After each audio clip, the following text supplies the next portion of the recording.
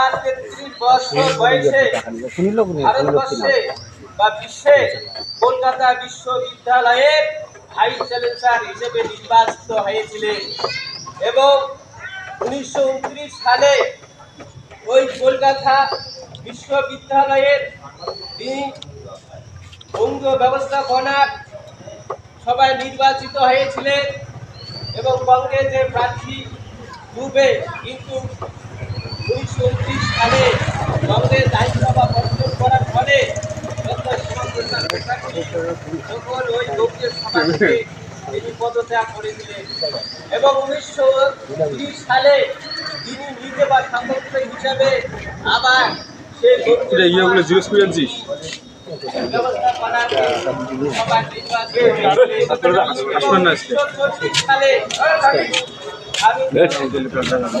ঠিক আছে সবাই ঠিক আছে। আরে এত ঠিক আছে, এত হওয়াচ্ছে ভালো হওয়াচ্ছে কথাগুলো কথা তো উঠে যাচ্ছে পাগল কথা না ওঠে বাংলার প্রথম প্রধানমন্ত্রী ফজলুল হককে প্রজা পরিষদের পার্টি তিনি মুসলিম লীগের খপ্পর থেকে বের করে নিয়ে এসে এবং হিন্দু মহাসভা, বঙ্গীয় বিদ্রোহী কংগ্রেস, শরৎ বসু এবং সদ্য গঠিত সারা ভারত লোকের সঙ্গে মিলিজুলি সরকার সেদিন তৈরি করেছিলেন বাংলায় এবং তারপরে তিনি ওই বাংলার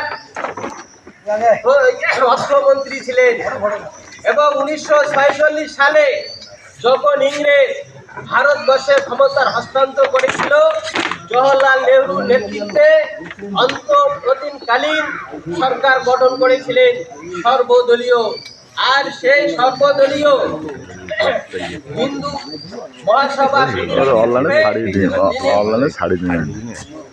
বাণিজ্য এবং শিল্পমন্ত্রী হয়েছিলেন।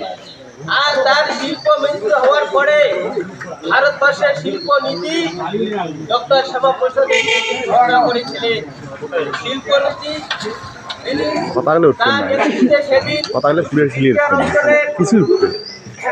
লোকোমোটিভ কারখানা, সিন্ধে সার কারখানা এবং ব্যাঙ্গালোর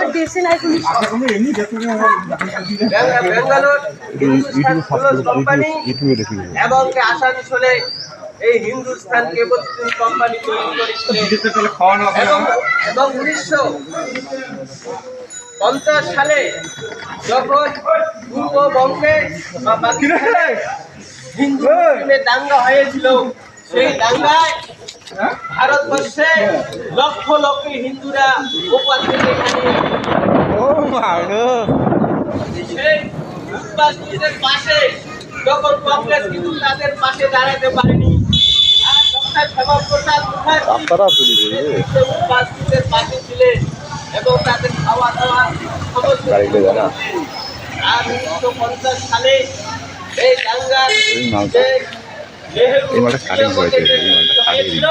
তার প্রতিবাদ করে কেন্দ্র মন্ত্রিসভা থেকে তিনি পদত্যাগ করেছিলেন।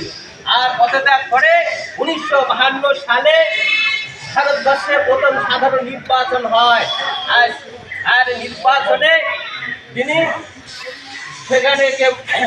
সেখানে শ্যামাপ্রসাদ সহ ৩ জন সাংসদ পার্লামেন্টে প্রবেশ করেছিলেন। আর ১৯৭১ সালে শ্যামাপ্রসাদ মুখার্জি ভারতীয় জনসংঘ তৈরি করেছিলেন। আর সেই জনসংঘ আজকে ভারতীয় জনতা পার্টি আপনারা জানেন এই ডক্টর শ্যামাপ্রসাদ মুখার্জির নেতৃত্বে আপনারা জানেন ডক্টর শ্যামাপ্রসাদ মুখার্জি যখন জম্মু কাশ্মীরে অত্যাচার শুরু হয়েছিল এবং সেইখানে এবং আমাদের দেশের রাজ্য হিসাবে স্বীকৃতি হলেও ভারত সরকারের একটা করেছিলেন।